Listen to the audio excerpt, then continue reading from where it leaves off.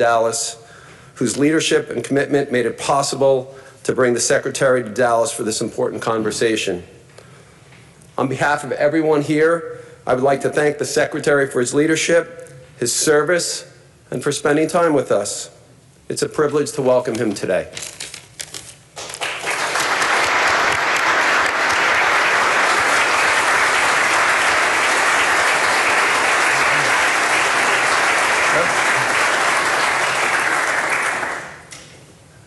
Good afternoon and thank you. I'd like to thank Ray Washburn, Michael Levy, and the entire leadership of the Economic Club of Dallas for hosting me today. And as the business leaders of this community, you all know better than anyone that Dallas is a city built by risk takers, created by a hydrocarbon base, now stacked with Fortune 500 headquarters, and sustained by the simple conviction that prosperity follows production. Texas reflects what a diversified economy looks like, with strength in sectors ranging from advanced manufacturing to technology to finance. We need to look no further than Y'all Street to see that parallel prosperity is alive and well right here in Dallas, one of the fastest growing financial hubs in the country. In many respects, Texas embodies what this administration is working to build nationally: economic security rooted in production, resilience, and long-term durable growth. And in that sense, Texas can serve as a model for the rest of the United States. Economic security is the foundation that allows a country to fulfill its most basic obligation of safeguarding its people. For a nation to be economically secure, it must possess the productive capacity to withstand shocks, deter adversaries, and deliver rising prosperity to its citizens. Unfortunately, past administrations lost sight of this fundamental truth, allowing faux efficiency gains and short-sighted profit obsession to eclipse security, resilience, and long-term value. President Trump saw the points of failure decades ago, and he has made clear that we cannot compromise on economic sovereignty, accept structural vulnerabilities, or allow strategic industries to erode as a result of outdated or misguided assumption. At President Trump's direction, our administration has therefore made economic security the centerpiece of our economic policy. Today, I will share our strategy for putting America first by reprioritizing economic security, which rests on three pillars.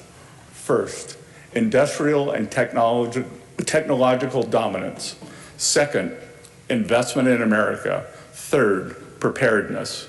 From the earliest days of the Republic, our founding fathers understood that independence required economic security.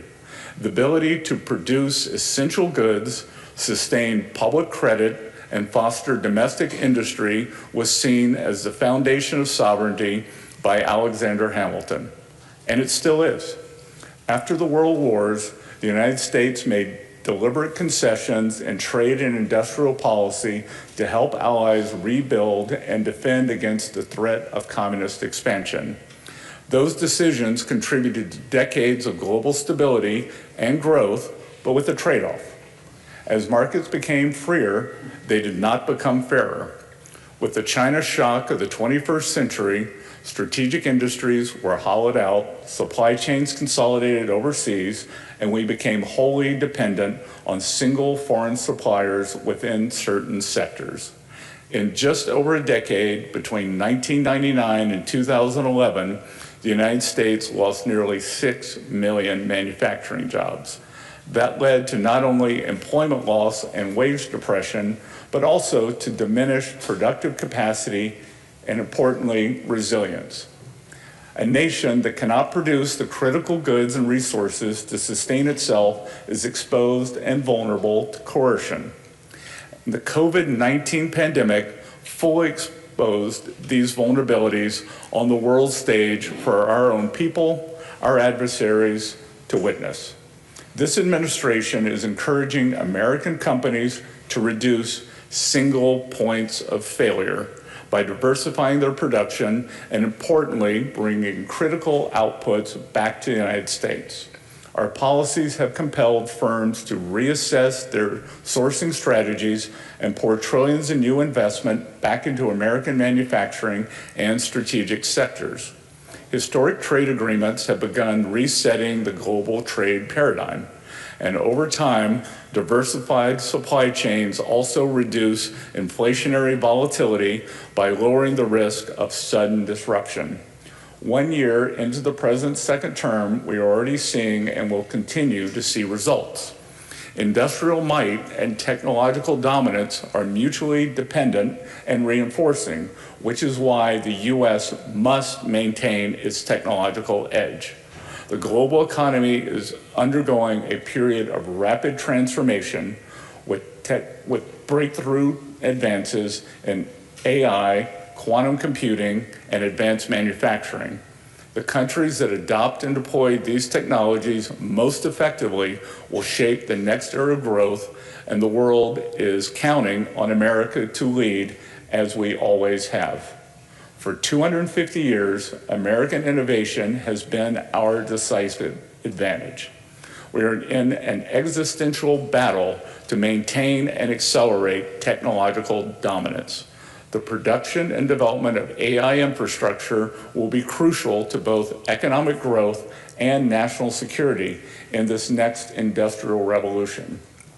Beyond production, leadership in AI adoption is another crucial component of economic security. At Treasury, through this Financial Stability Oversight Council, we are working with regulators and industry leaders to further responsible AI usage in the financial system. We are optimizing regulation for growth, moving away from a posture solely focused on constraint toward one that recognizes that failure to adopt productivity-enhancing technology is itself a risk. Stablecoins represent another area where leadership matters. A well-regulated dollar-based stablecoin market can reinforce the global role of the US dollar and extend its network effects into emerging digital payment systems. The GENIUS Act provides Treasury with oversight tools to ensure transparency and confidence in this sector. Industrial capacity, technological leadership, and a strong dollar policy taken together form the backbone of U.S. economic sovereignty, which is why they are all fundamental to our strategy. To deliver industrial, technological, and currency strength requires confidence and capital, which brings us to Pillar 2, investment in America. The United States holds a unique position in the global economy with the dollar as reserve currency, a key factor in enabling economic security. Reserve currency status anchors our borrowing costs, deepens our capital markets, and strengthens sanctions actions, and reinforces American leadership in global finance. This rests on our confidence in our institutions and critically in the health of the U.S. Treasury market. The Treasury market is the foundation of the global financial system as the benchmark risk-free asset, serving as collateral across markets and the channel through which global capital flows into the United States. Preserving the strength, liquidity, and credibility of that market is central to economic security and is not something that can be taken for granted. Investment in America also means ensuring that capital flows to sectors that enhance long-term productivity and strategic resilience. To do so, we are focused on tailoring fit-for-purpose regulation. Over the next 6 months, Treasury will engage industry, academia, and national security experts to evaluate how supervisory frameworks can better mobilize capital toward sectors critical to national strength, advanced manufacturing, energy infrastructure, semiconductors, and defense innovation. Economic security also depends on broader participation in wealth creation. Almost 40% of Americans today have no exposure to the U.S. equity market. This means they participate in the world's greatest economy as workers and producers, but not as owners. Trump accounts represent a fundamental rewriting of that arrangement. Under this initiative, every eligible American child will receive a $1,000 Treasury-funded seed investment at birth, invested in a diversified index tied to the long-term growth of the U.S. economy. Additional contributions can come from philanthropists, families, employers, and state governments.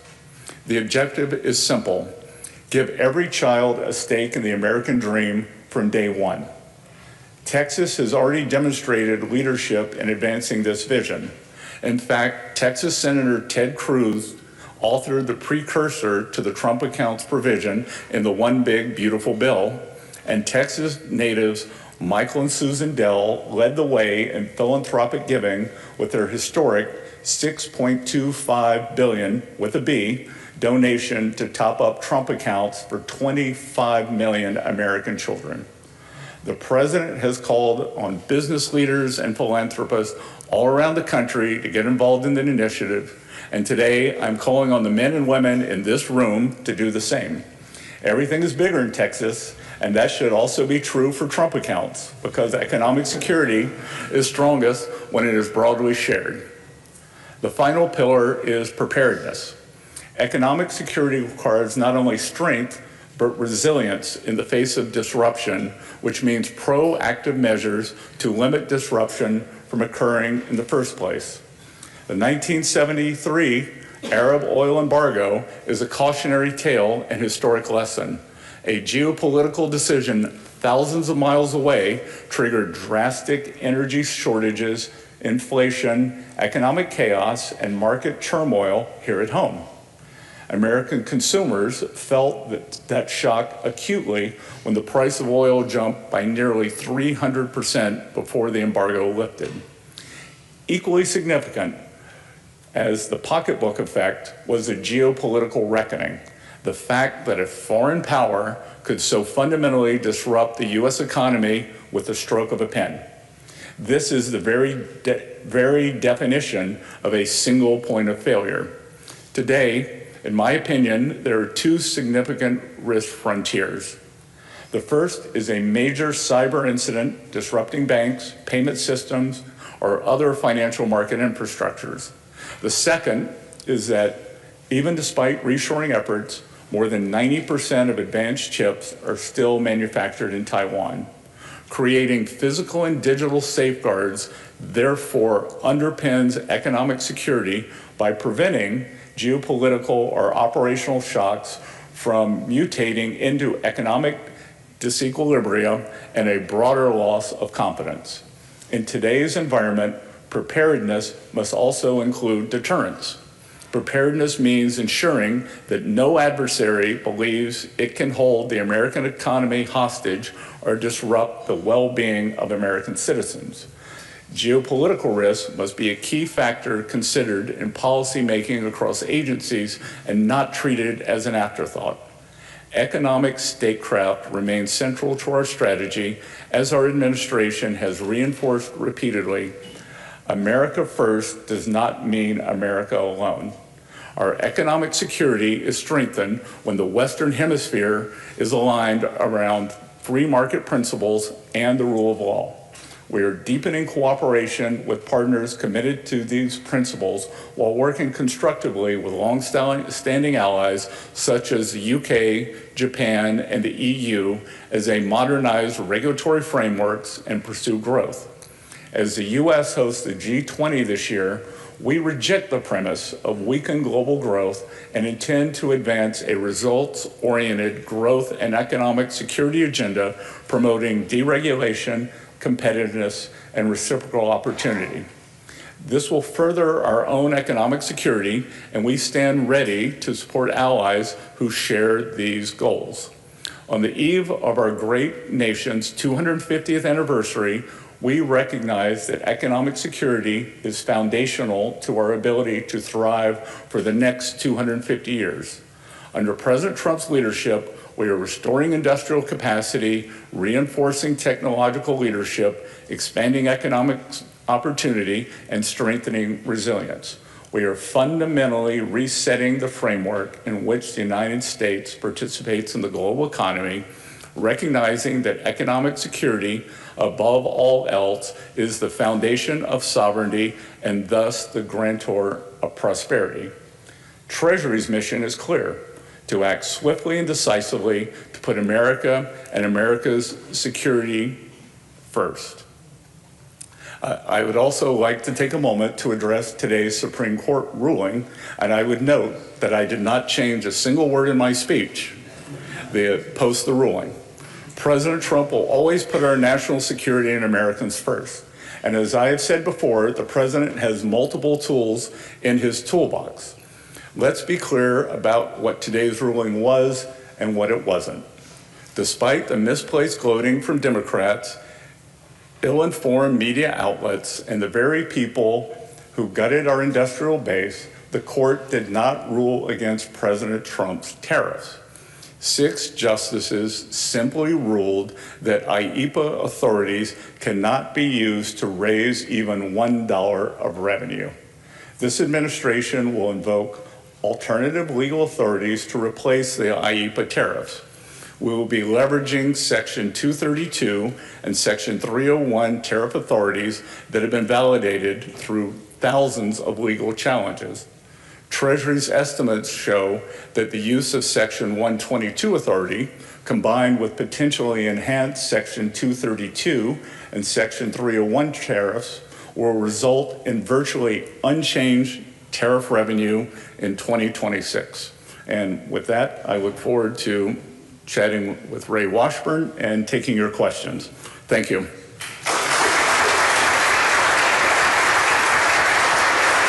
Please welcome Ray Washburn to the stage. Scott. Well, Scott, first of all, thank you for coming. I want to thank Harlan Crow and Michael Levy for hosting us here today, because you're always so generous in hosting here today. And so what a beautiful room. You know, I feel like this is the warm-up for the State of the Union. Yeah, well, come on, walking through these doors. Before we get started, let's talk about Y'all Street real quick with Dallas. JP Morgan's huge operation here, Goldman Sachs, Morgan Stanley. We had now the Texas Stock Exchange, New York Stock Exchange, NASDAQ. What's the chance we can get Treasury to move here? I wouldn't mind coming for the next 18 months, because they're building the ballroom next to my office. Okay, yeah, a lot of construction. And one thing I can guarantee you is it's going to come in on time, it's going to come in under budget, but that means starting at 6 a.m. and going to midnight. But look, I'm an economic historian, not an economist, and movements of capital goes where it's treated the best. And we got to face it. I had 30 great years in New York, then I moved back to my home state of South Carolina. You could see Texas has the most, by numbers, new residents coming. South Carolina has highest as a percent of the population, just because low cost of living, the low taxation, pro-business environment, and as an economic historian, many of you would remember the first Bank of the United States was in Philadelphia. Philadelphia was the economic capital of America, and it moved to New York. So things can change. Florida, I think 2009, 2012, I moved to Miami. Everybody said, "Oh, you've gone to the beach." And I said, "No, I just didn't want to pay any state income tax." Right. And now everyone's in Florida now. Florida now has more assets under management than Connecticut.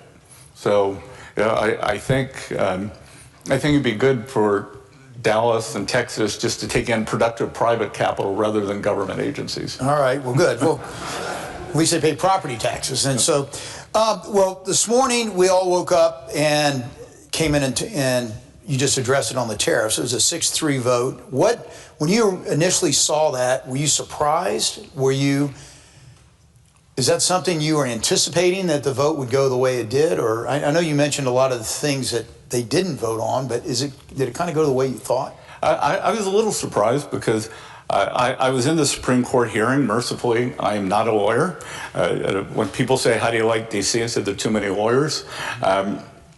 But I think that what we saw was just a very narrowing of the definition of a president's ability to use IEEPA powers. So for those of you who saw the president earlier or have been following this closely, and I always found when I was in the private sector in my investment business, it was very good, separate signal from noise. And a lot of the noise is what Trump tariffs defeated. The only thing that was defeated is the ability for IEPA to collect even $1 of revenue. President, and I was at the hearing, and the justices agreed, and even the plaintiff agreed, that under IEPA, the president can install a full embargo. He just can't collect $1 of revenue. So, as I said before, there are 232 and 301 tariffs that have withstood more than 4,000 lawsuits since the first Trump term. There is something called Section 122, which grants the president 5 months to install, to put a global tariff on. So President announced today he's going to put a global tariff of 10%, and then a number of 232 and Section 301 tariff investigations will be started. Those take a number of weeks and months to implement. So I can tell you that the total amount of revenue that Treasury will collect this year will be little changed, if changed at all. So you've already collected around 175 billion or something? Well, that's since, that's under the IEPA tariffs. But is that going to be in dispute? Like, who gets it back or what? Yeah, it's in dispute. Supreme Court did not rule on that today. They pushed it back down to the International Tax and Trade Court. Right. And my sense is that could be dragged out for weeks, months, years. So we'll see what happens there. But the look forward, no one should expect that the tariff revenue will go down. And roughly last year, the existing revenues, under the 232s, under the 301s, and some other collection mechanisms, were roughly equal to the IEPA tariffs. Well, that's going to be a food fight going after $175 billion, isn't it? So I got a feeling the American people won't see it. Yeah. Okay. Well, let's shift real quick and talk about kind of the shadow banking economy that's happened, because in the country right now, Blue Owl, people like that have come along, that there are a lot of commercial bankers in here that are now having to compete with unregulated capital out there. What's kind of your view on how that's grown so much in really the last five years or so, and that's unregulated outside of your peruse? So yeah, so it's really been about 10 years, yeah. And I think a lot of it. And again, I was also a financial institutions analyst in the early part of my career, so I followed the regulated banking system, the insurance companies, S&Ls when there were S&Ls.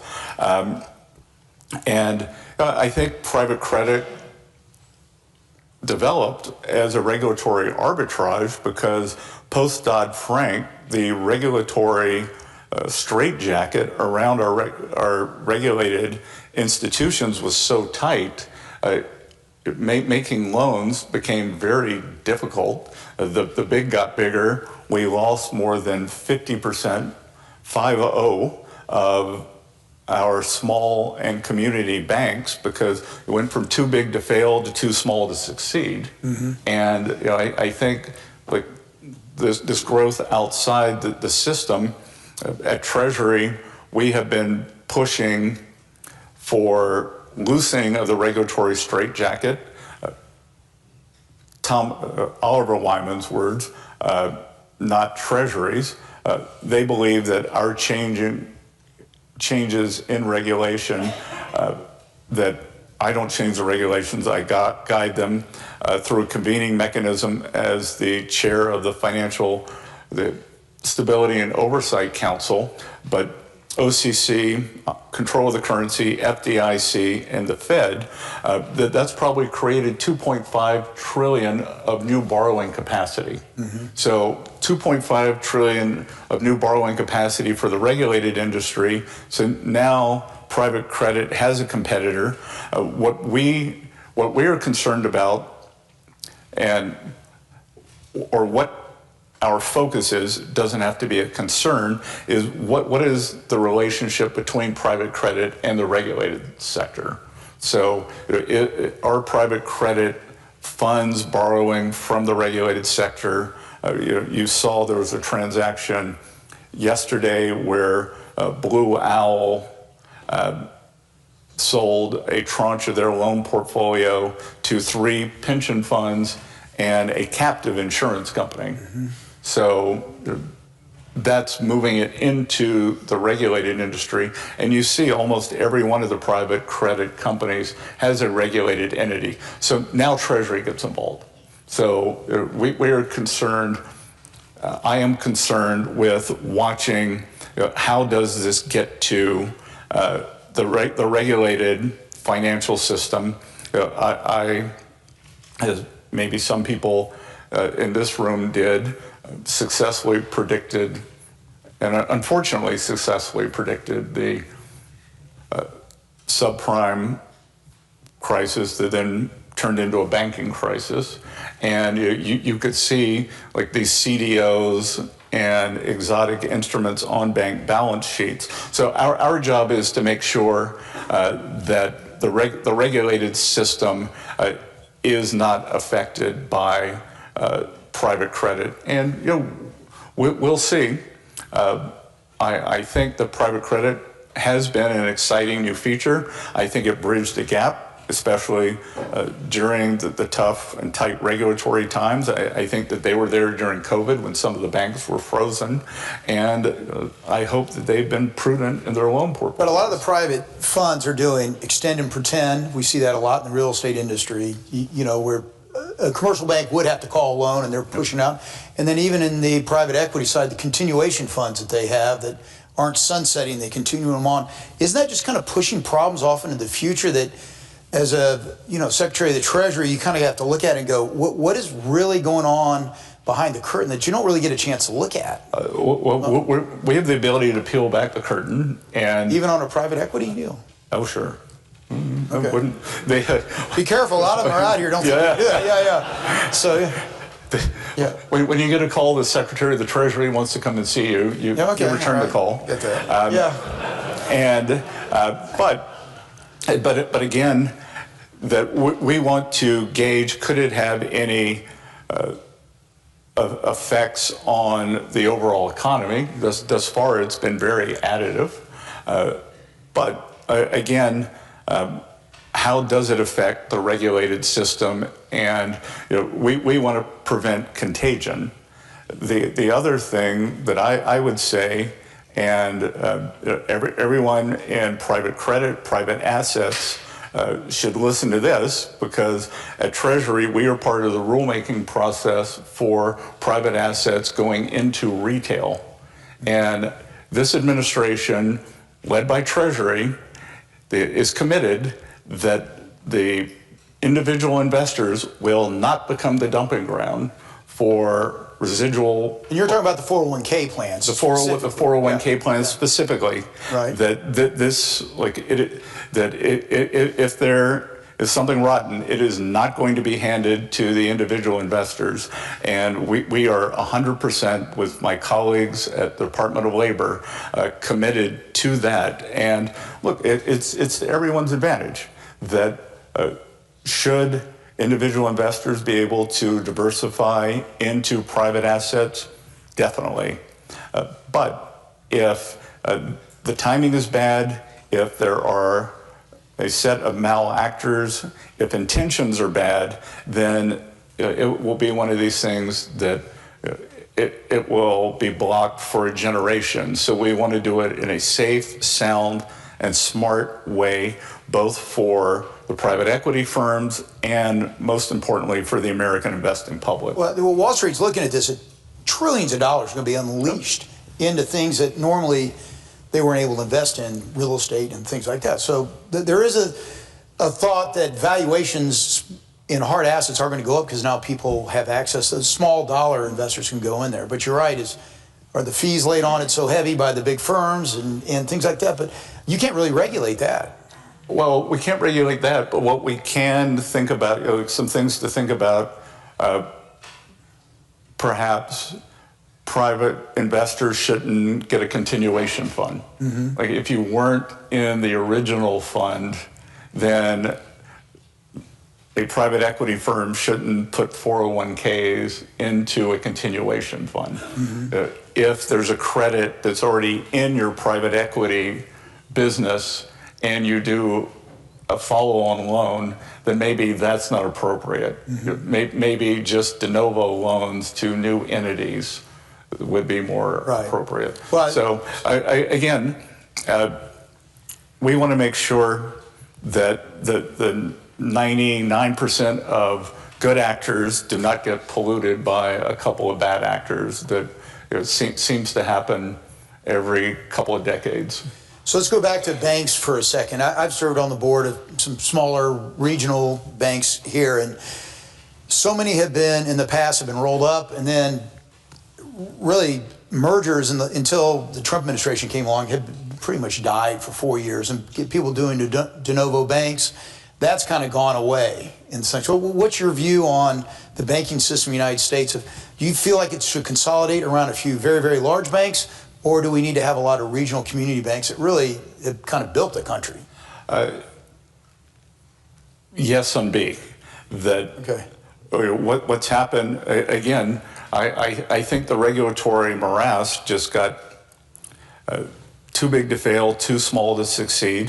One of the things that I've been working on, and it's both sides of the aisle, and it's Senator Hagerty from Tennessee, Senator also Brooks from Maryland, are pushing for small and community banks to be able to have an enhanced non-interest-bearing account. Each depositor could have one, and where there's a much higher level of deposit insurance. Let's pick a number, because it seems like $10 million right now. Because where is it today? It's like 100,000? 250. 200. You want to take 250 to 10 million for a single account? For a single account, non-interest bearing, and I'm informed by this by what happened with the deposit volatility during 2023, when we had the second, third, and fourth largest bank failures, despite Senator Warren's regulatory morass. I always say she's a financial agoraphobic, right? Like, how do you not get hit by a car and never come out of your house? But this high level of regulation, don't make any loans, you'll never lose money. But somehow, with all these regulations, all this, the overbearing supervision, we had these bank failures. But what happened during those bank failures was the money ran to the very largest banks. And I'm saying that, like, even U.S. Bancorp, which I think is the fifth largest bank, lost deposits to J.P. Morgan. So like this moral hazard of the biggest banks, or the public believing that the biggest banks have unlimited insurance in a crisis, and then the money leaves the smallest banks, and the money that leaves the smallest banks, for any of you who have small businesses, for any of you who are on the boards or own smaller community banks, it's usually a payroll account. And it could be a lawn service company, it could be a restaurant, but payroll account can be several $1 million. And that moves to, it moves to Wells Fargo, because they believe that government would not let anything happen to Wells Fargo, and payroll account then ends up there, and Wells Fargo are smart bankers. So they said, well, why don't you, we don't like just having the payroll account, bring your other accounts over, and then all of a sudden a community bank that's had the same client for 100 years, it's gone. So we think that this is a very smart and effective way to allow the small banks to retain business borrowers or high net worth individual or depositors over a long period of time. And these small banks are important. That up until December 12th, I was a farmer. I was involved in the agricultural business, and I had to divest my holdings. And that sometimes on Saturday morning I turn on farm radio, and you listen to farm radio, and I remember listening after all the bank, the bank failures in 2023, and it's exactly as you would expect. These farmers are saying, look, these out-of-state bankers, they don't go to your church, they don't play Little League baseball with your son, they don't play softball with your daughter, you didn't go to high school with them. They're not in the local community, and I think there's nothing like these local community banks. They drive I think it's 70% of real estate lending. They drive ag lending. They drive small business lending.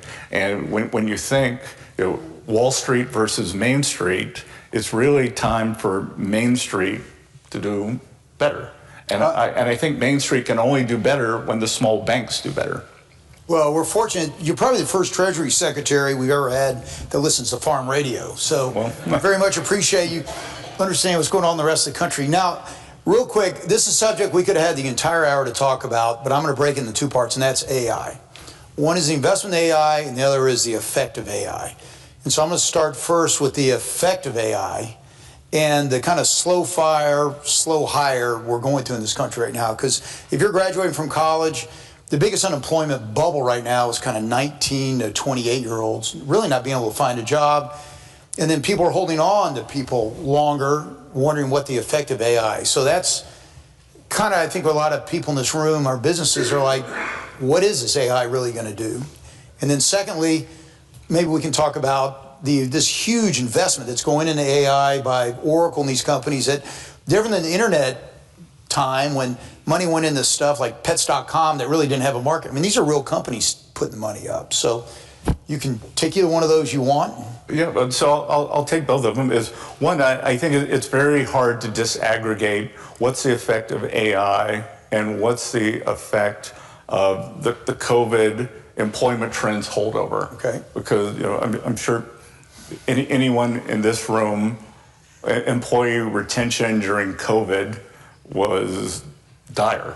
I mean, my firm, we started paying quarterly or mid-year bonuses for the first time ever for employee retention.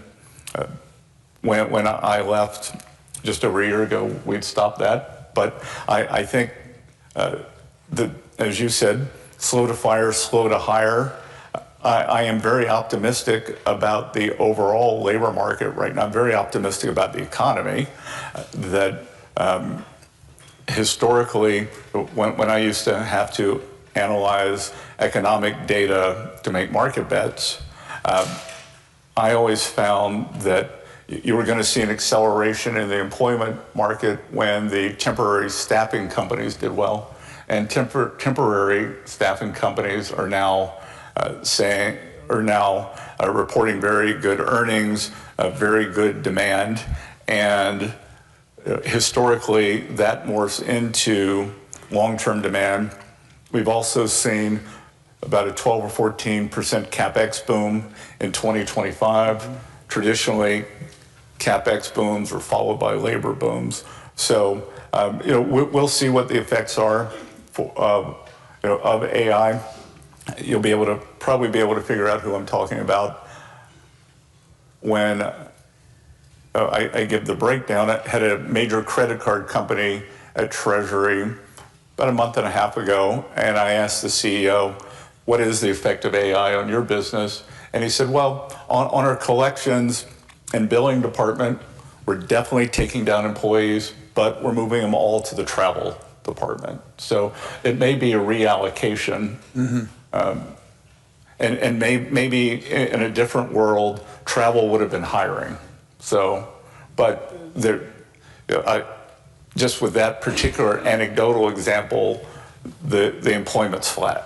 How about on the investments? Does that worry you at all, this big, massive amount of capital that's being allocated to that? Because if you look at it as part of our GDP, it's a massive percentage, probably more so than any other industry that's as a startup in history. Well, I think very good way to frame it is approximately every $300 billion is 1% of GDP. Mm-hmm. So every time when you read that there's going to be 600, make it easy on me, 600 billion of AI, that's too. But is that a disproportionate share? If you go back and you look at railroads, electrification, mm-hmm. No. Internet, it's probably more compressed. Mm-hmm. And I think the reason it is more compressed is that the hyperscalers with Google, Microsoft, Oracle, Meta, probably leaving out a couple, OpenAI, well, that's a de novo company. But these are big companies with big balance sheets, mm-hmm. and for them to do big CapEx doesn't strike me as speculative.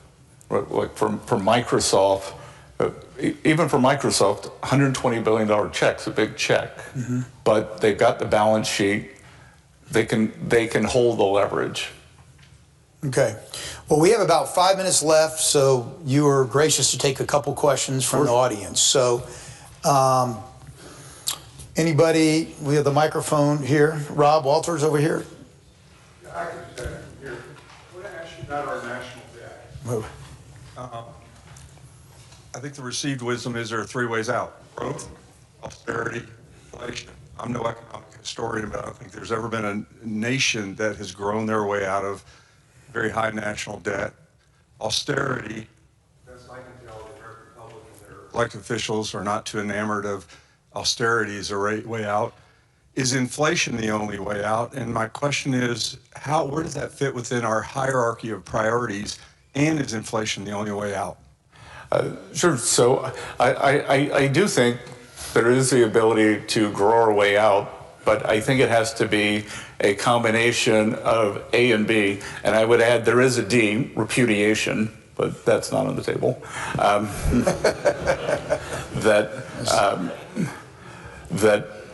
So just to put some real life numbers around things, in 2024, the deficit to GDP was the highest it had ever been when we weren't at war or weren't in a recession. And that was one of the reasons that I came out from behind my desk. I'd known the Trump family a long time, went to see candidate Trump then, told him I wanted to be in the economic team because I was worried that the other side wanted to go into a kind of European-style economic malaise, higher debt, higher taxes, lower growth, higher taxes, more debt, and you rinse and repeat and go into that doom cycle, which we're seeing in some of the European countries right now. So 2024, 6.9, 7% deficit to GDP.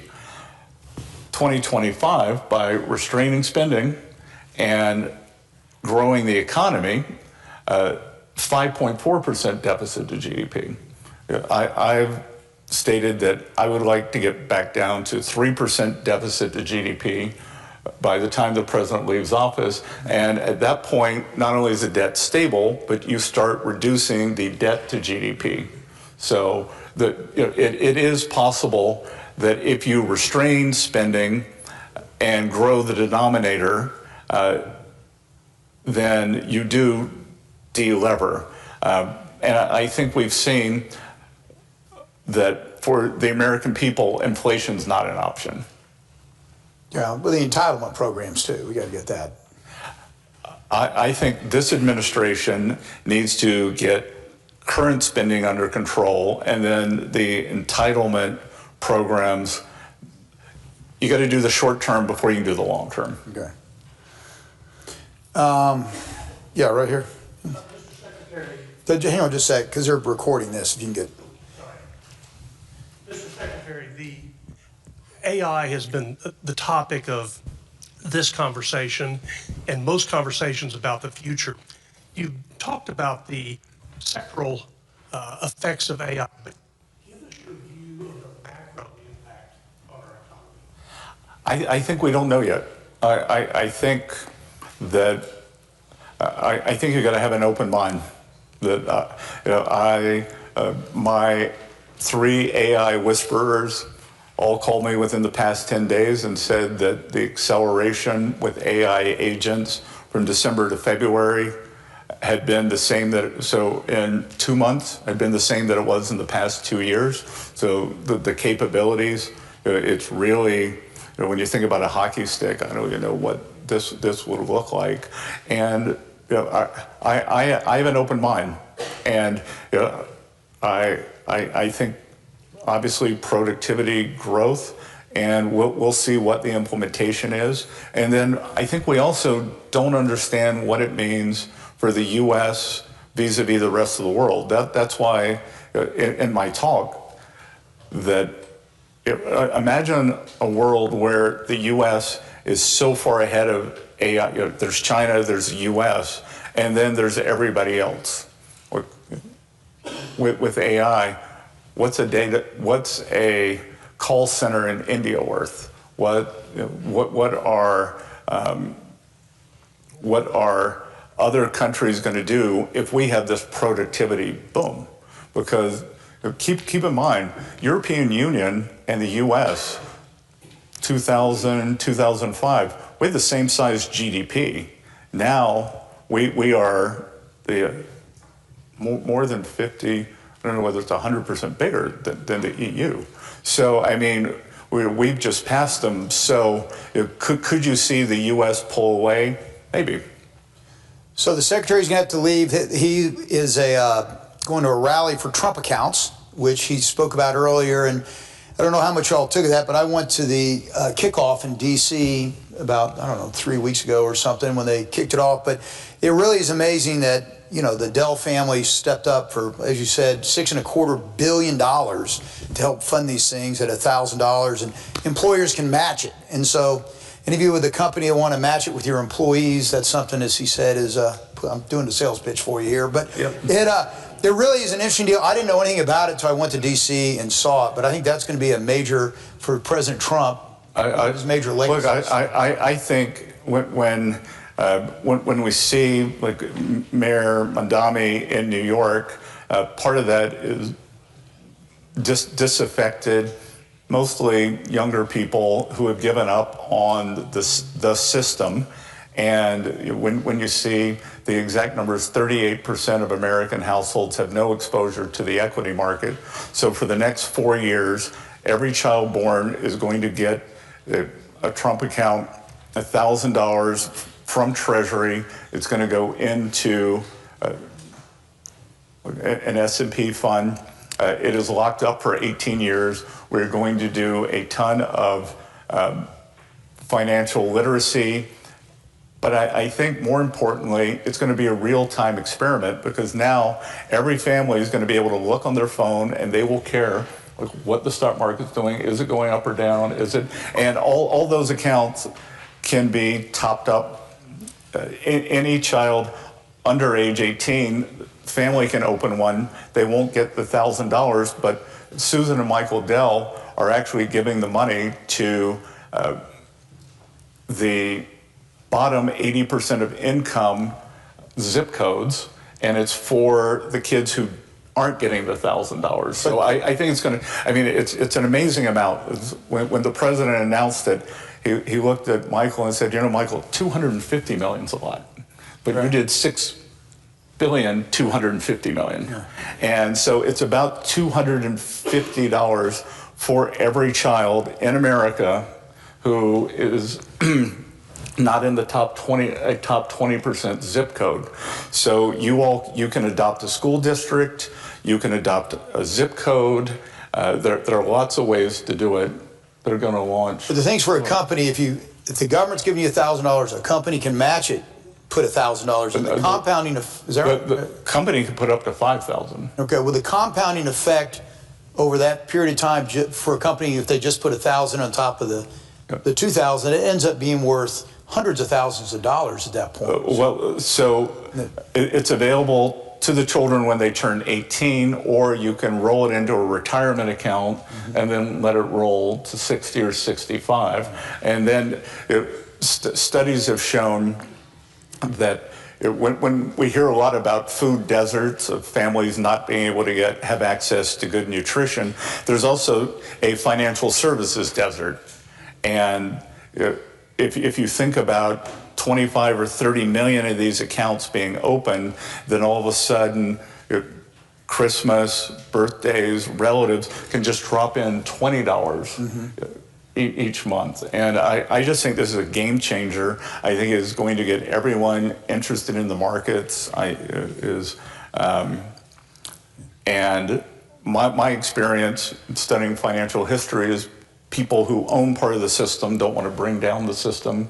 And I think it just does create this new enthusiasm. I think this is going to be the most important program since Social Security in terms of financial security, because for working Americans, Social Security is the bedrock of their retirement. It's the defined benefit plan, guaranteed monthly payments, but then on the other side, you will be getting this lump sum, and at age 60, or if you want to take it out, whether it's $5,000, $10,000 from just the original $1,000 and compounding, use it to start a business, to purchase a car, part of a home down payment, because I had the Mortgage Bankers Association in the other day, and they said that they have a 70% fall-off rate from people who start a mortgage application and don't finish it. One of the biggest impediments is $2,000. Wow. That families can't do the $2,000, whether it's for title insurance or some other payment. So I think that these things can be leveraged. Look forward to working with you all. And again, financial literacy has been one of our family's charitable endeavors over the past 10 years. So this is kind of a dream for me. Well, thank you for coming. You're doing a great job, and appreciate coming down.